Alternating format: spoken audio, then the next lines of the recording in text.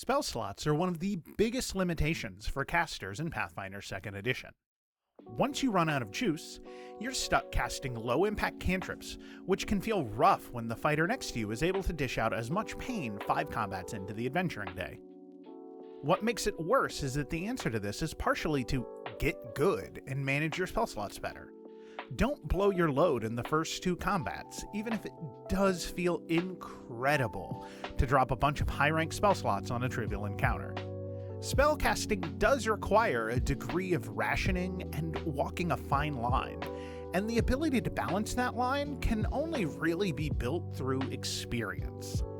It's tough to know whether to spend an extra slot to ensure victory for your party, or to save that slot for a later encounter that may or may not happen. It takes a lot of encounters to get a feel for casting just enough to ensure that you remain effective. However, many people actually make that line harder to balance by not giving themselves any wiggle room or leeway. Part of that comes from communicating with your group about resource limitations. Your allies, such as a thaumaturge or fighter, might not realize that the group isn't well equipped to keep delving deeper into danger, and communicating your spell slot situation to the rest of your party can help steer the group to make an informed decision to fall back and rest, rather than realizing mid-combat that they're half a PC down. Sometimes, though, you do need to press on due to time pressure or other constraints. In those situations, you need to take full advantage of an often overlooked set of tools: scrolls, wands, and staves.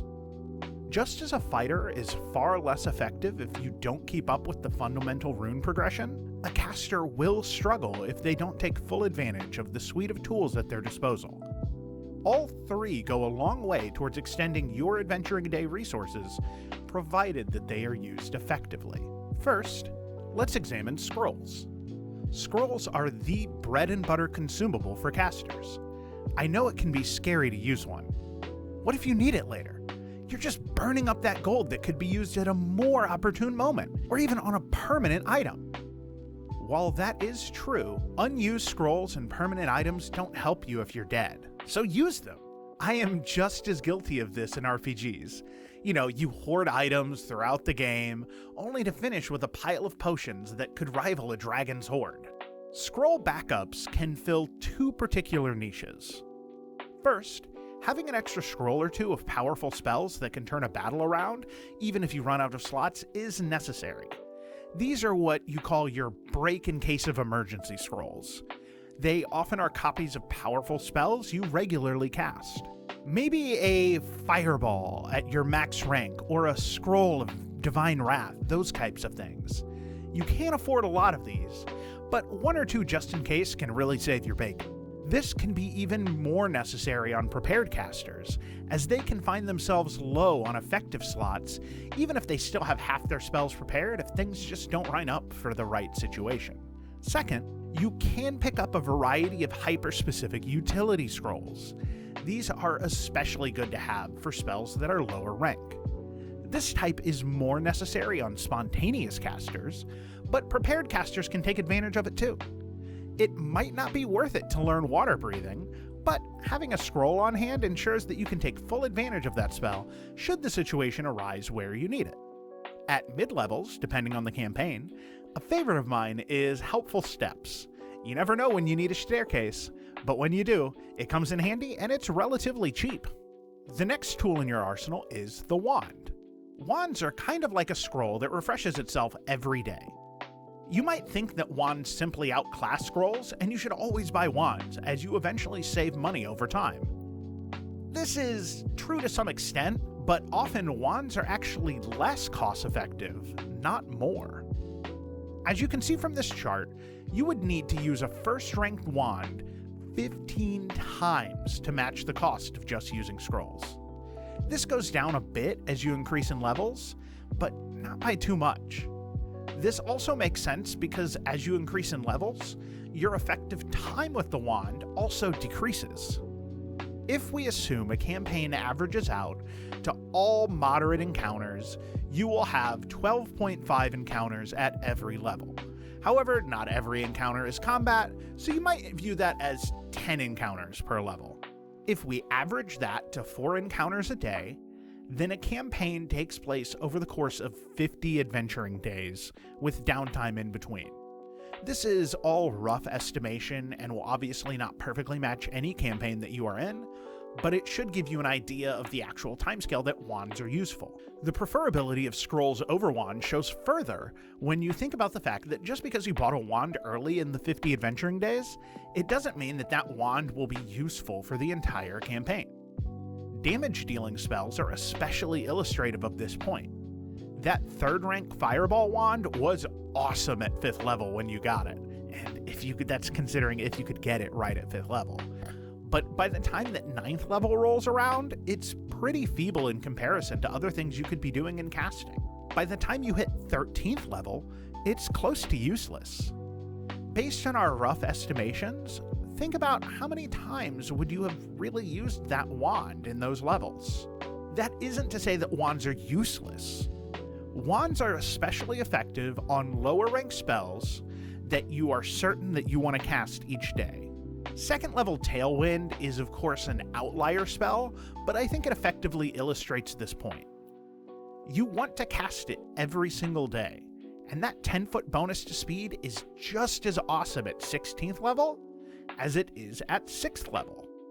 By buying the wand, you have saved money over the long term compared to scrolls because you use it every single day. Wands are best on these types of spells, the ones you want to cast at the beginning of the day and forget about, and you want to cast it every day for a significant portion of the campaign. Wands can be useful on combat spells though too.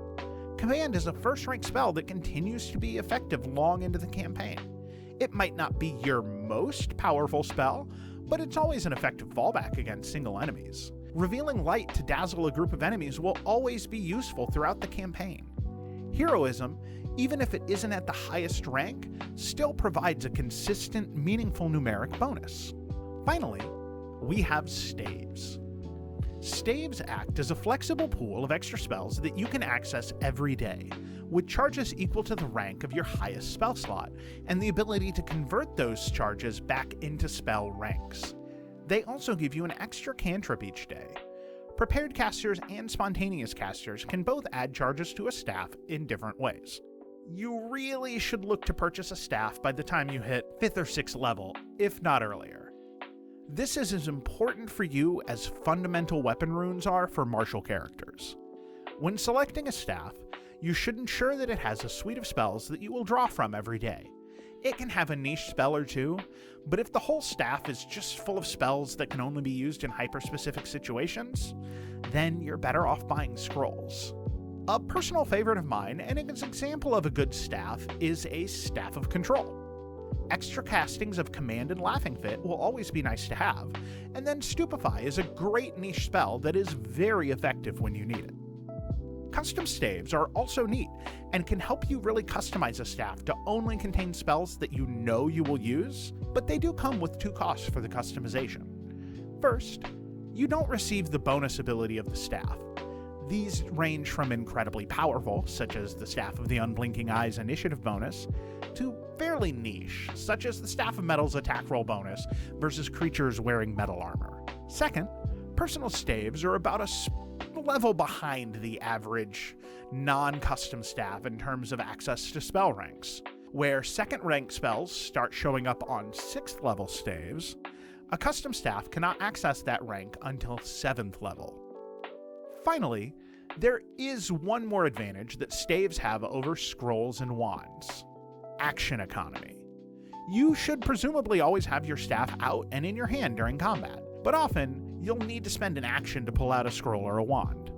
Therefore, even if a staff would come up a bit short gold-wise when crunching the numbers versus just buying scrolls, the flexibility of the staff and savings on action economy do make up for this. Hopefully this has helped you add some new tools to your arsenal to play an effective caster. Remember, item progression is important, but caster item progression just works differently from martial item progression, so it's often overlooked. If you have any questions, I'd be happy to answer those in the comments if I can, and don't forget to like and subscribe for more Path Primers coming soon.